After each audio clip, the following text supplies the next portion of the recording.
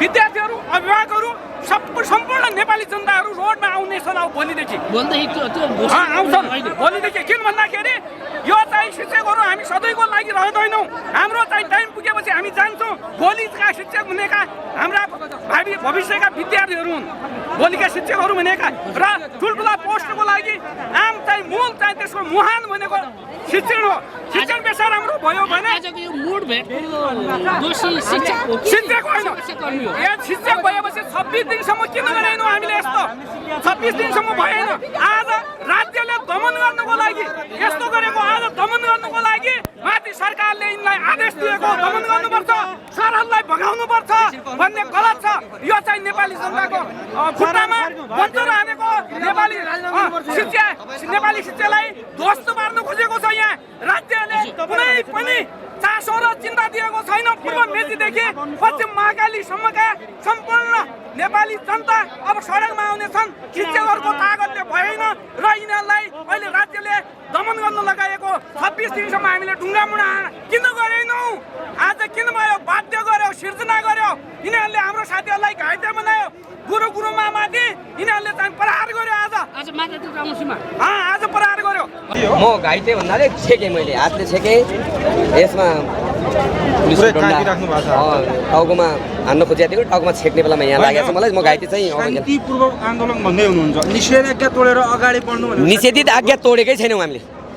त्यतिको सामान्य आन्दोलनको क्रममा आज भएको 26औं दिनसम्म शिक्षकहरू उत्तेजित नहुने सम्भव कुरै भएन। शान्तिपूर्ण नाराबाजीमा पुलिसहरूले उताबाट फोटो खिचिरहेको अवस्था थियो। त्यो उहाँहरूले भन्ने शब्दहरूमा केही फरक परिरहेको थियो। त्यो धगला धगलको स्थिति थियो। त्यहाँ बार छ नि, बलियो बार छ नि, काँडेतारको बार छ। त्यो बाढलाई हामीले तोड्न सक्ने क्षमतै छैन हाम्रो। धगला धगल पर्ने क्रममा बाढ ढल्यो त हुन्छ। त्यतिको आन्दोलन त 26औं दिनको आन्दोलन थियो। अहिलेसम्म हामीले रोडमा समयमित अपाएका छौँ, सुतेका छौँ, घाम खाछौँ, पानी खाछौँ, सबै तरिकाकोमा समयमित हुनुपर्ने सरकार हो नि। शिक्षकहरूलाई उत्तेजित गराउने होइन नि। उत्तेजनाको कारण त्यो बाढ ढलिसके पछाडि ढलेर के कसैले घाइते केही भएकै छैन। उताबाट पानीको फोहोर हानिसकेपछि शिक्षकहरूको भागदौड हुने कुरा स्वाभाविक भयो। अनि ढुङ्गामुढा पनि भएको देखिन्छ। त्यहाँ भयो होला। उत्तेजनाको बिचमा बेद कसले पर्छ र? त्यो त आन्दोलन त भइहाल्यो। त्यो 26औं दिनसम्म समयमित भएका शिक्षकहरूमाथि पानीको फोहोर हान्नु सरकारको त्यो गैरजिम्मेवारीपूर्वक कुरा होइन। हामीले मागेको कुरा के छ र? सरकार ढाल्ने भनेको छैनौँ, हामीले केही भनेको छैनौँ। सरकारलाई चाहिने शिक्षा ऐन चाँडाभन्दा चाँडा चाहिँ शिक्षाका अपव्यय सञ्चालन गर्नुको निम्ति बाधा भयो। 28 सालको शिक्षा ऐनले अन्तर्गत सञ्चालन गर्दा शिक्षाको लगानी र प्रतिफल हुन लगानी खेर गएको छ, प्रतिफल आउन सकेका छैन। अबको गणतन्त्रमा नयाँ शिक्षा ऐन चाहियो। सम्झौता पनि भएको छ पटक पटक। तिनै सम्झौता अनुसारको शिक्षा ऐन के भनेका छौँ त? 16औं 17औं दिन 18औं दिन घाम खायौँ, बेसरी यहीँ सुत्यौँ, यहीँ भोकै छौँ। हामी यहीँ 1 गते मनायौँ, यहीँ हामीले चाडपर्व मनायौँ। शान्तिपूर्ण छ नि त हाम्रो आन्दोलन। अरूको जस्तो आन्दोलन छैन नि त। हामी त घोषणै छैन हाम्रो नेतृत्वले भनेको छ।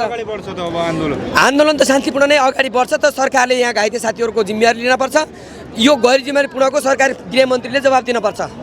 गृह मन्त्रालयबाट पानीको फोहोर हान्ने शिक्षकमाथि आज पानी त माथिबाट आकाशले पेलेकै छ नि। हामीलाई यत्रो घाम पानी खाइरहेको शिक्षकमाथि पानीको फोहोर हान्ने होइन नि। पानीको फोहोर हान्ने अझ पनि धेरै शान्तिपूर्ण नै छ आन्दोलन। हामी त्यति धेरै छैन। हाम्रो साथीहरू बढी घाइते छन्। बरु धेरै साथीहरू छन् अवस्था गम्भीर अवस्थामा। गोरु छुटाइ छ। गुरुलाई गोरुको चढाइ पनि अति भयो भने रुन्छ भन्छन्। तपाईँमा त्यही भएको हो? रोएकै छैनौँ हामी। रुन बाँकी हुनसक्छ। हामीलाई निर्देशन दियो भने, नेतृत्वले निर्देशन दियो भने तोड्न हामीलाई बेर लाग्दैन। यो देड्न पर्दैन। त्यो रुन बाँकी छ। सरकारले यही चाहेको हो भने हामी त्यो गर्न पनि तयार छौँ। शान्तिपूर्ण तरिकाले हामीसँग कलम चलाउने मान्छे हो। हामी त्यो ढुङ्गा चलाउने मान्छे होइन। कसले ढुङ्गामुढा हाने, कसैको घुसपेट हुनसक्छ। ढुङ्गामुढा पछाडिबाट हानेको छ कसैले होइन। त्यो पानीको फोहोर हानिसकेपछि पछाडि कसैले ढुङ्गा हानेको छ। त्यही ढुङ्गामुढा भइसकेपछि प्रहरीको ज्यादती भइराखेको छ।